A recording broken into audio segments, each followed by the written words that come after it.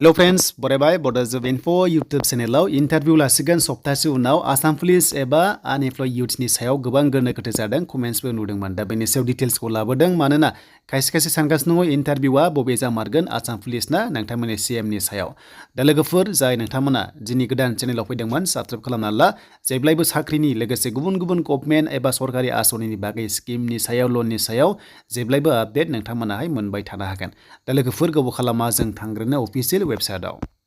दा जों फैग्रोबाय अफिसियेल साइटआव गासिबो डिटेल्सखौ बेयाव शेयार खालामगोन A to Z नाय नोंथांमोननि दा बेनो जाबाय टटेल रेजिस्टारा 2,29,145 खालामदोंमोन अके नाथाय बेनि गेजेराव फाइनाल फर्म साबमिट खालामनाया 1 लाखनि बाराल' नोंथांमोना बेयाव मोनदों स' बेखायनो गोबां जिंगासिनांगौ गैया नोंथांमोना जायफ्रा फाइनाल फर्म साबमिट खालामदों मोननायनि लामायाव दङ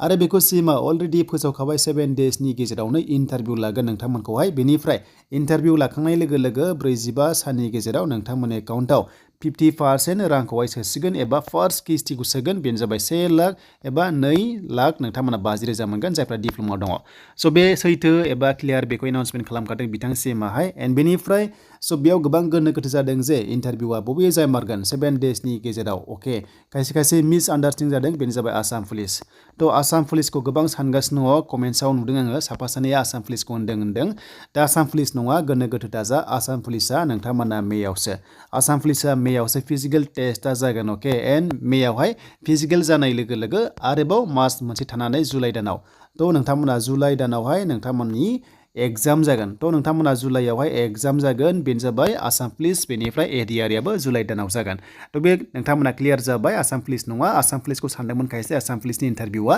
नोंथांमोना मेयाव जागोन बेनिफ्राय जुनसिम जानानै हमना ला जुलाइ दानाव नोंथांमोननि रिटेन एग्जाम आरो नोंथांमोना साख्रि मोनगोन बे बोसोराव देन फैबाय बे रांखौ मोननो जायफ्रानोखि सीएमनि लन लादों एबा इन्टारभिउ होनो सानदों बे भिडिअखौ नाय जायफ्रा इन्टारेस्टेड दङ नोंथांमोननि थाखाय स्पेशल भिडिअ बे जाबाय नोंथांमोननि सीएमनि थाखाय दा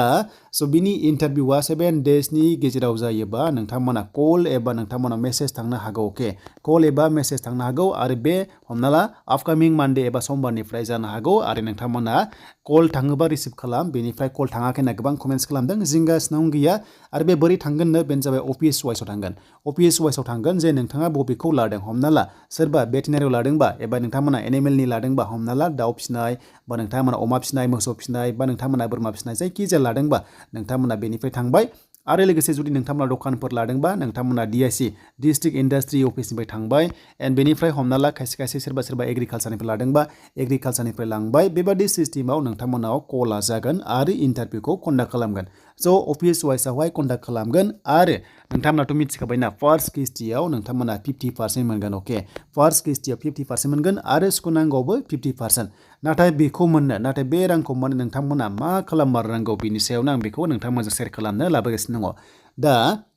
नोंथाङा एग्जाम्पल नोंथाङा अमा फिसिबाय अके स' नोंथांमोनाहाय पिग मिसन एबा नोंथांमोनाहाय पिग फार्मिं एबा नोंथांमोना माने अमा फिसिनायनि नोंथांमोना अमा फार्मनि थाखाय लाबाय स' अब्ला नोंथांमोना 1 लाख मोनो 1 लाख मोनो नोंथांमोना बेवहाय बिजनेस प्लानिं नोंथांमोना होखादोंमोन ना जे अमाखौ माबैसे बायगोन बेसेबां बायगोन मा नांगौ मेटेरियेल मा नांगौ गन्द्रानि थाखाय मा नांगौ बेखौ नोंथांमोना बे 1 लाखजों नोंथांमोना गासैबो मावफुंनानै जुदि मोजां जायोबा नोंथांमोनखौहाय मा खालामगोन जुदि सार्भे खालामनानै अफिस लेभेलनिफ्राय सार्भे जानानै गासैबो जुदि सेटिसफाइड बा गासैबो जुदि अके बा नोंथांमोननोहाय मा नेक्स्ट बोसोराव नोंथांमोनाहाय मा खालामगोन सेकेन्ड किस्तिखौ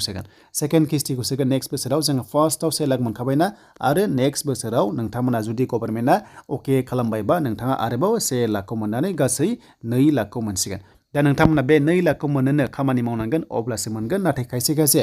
1 लाख मोननाय किस्तिजों जुदि मोजां खामानि मावाबा बियो नोंथांमोना रिजेक्ट जागोन बेखौ नोङो नेक्स्ट किस्तियावहाय नोंथाङा माने मोननाय नङा अके नेक्स्ट किस्ति 1 लाखखौ नोंथांमोना मोननाय नङा स' बेखायनो गोरलै इजिथार जे नोंथांमोना जेब्ला रां मोनगोन 1 लाखखौ अब्ला लोगो लोगो मोजां खामानि मावबा अके जानानै नेक्स्ट किस्तिखौ नोंथांमोना 1 लाखखौ मोनगोन आरो जेब्ला मोनजोब्बाय अब्ला 2 लाख मोनबाय नोंथाङा गासैखौबो मोनबाय बेनिफ्राय नोंथांमोना 10 इयार्सनि गेजेरावसो नोंथांमोनाहाय बेखौहाय सुख'नांगौ फाइनेन्स बादि नोंथांमोना EMI बादि नोंथांमोना जेरै गारि लायोना थिग दानफायाव 1500 2000 नोंथांमोना हरै हरनानै नोंथांमोना बेखौहाय सुख'नांगौ अके आरो सुख'जोबोब्ला रेकर्डआ मोजां जायोबा फैबाय थानाय समाव नोंथांमोना गिदिर एमाउन्टनि लनखौ मोननायनि चान्सआ थायो आरो सुख'आबा नोंथांमोना प्रब्लेम जागोन अके नोंसिना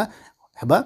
थ' नोंथांमोननिया लेनदेना गाज्रि जायोबा सिभिल डाउन जागोन आरो बेनिफ्राय लन नोंथांमोना फेसिलिटि एबा जायखिजाया लनखौनो मोननाय नङा दा बेनोमोन नोंथांमोननि CMनि आत्मनिर्भर स्किमनि सायाव आरो अरेल टेस्टआव जि नोंथांमोना खामानि मावनो लादों हमना ला अमाखौ बोरै फियो दाउखौ बोरै फियो बिनि सायावनो माखासे फिसा फिसा सोंनाय फिनाय जागोन आरो बेयाव पास जाखागोन नोंथांमोना बयबो रोंखागौ दा बेखिनियानोसैमोन जेबो जिंगासिनांगौ गैया नोंथांमोना कलआ जायनो सेलेक्ट जागोन नोंथांमोनाव थांगोन आरो नोंथांमोनखौहाय बे रांखौहाय जायखिजाया इलेक्सननि सिगां सिगां सोनायनि चान्सआ दङ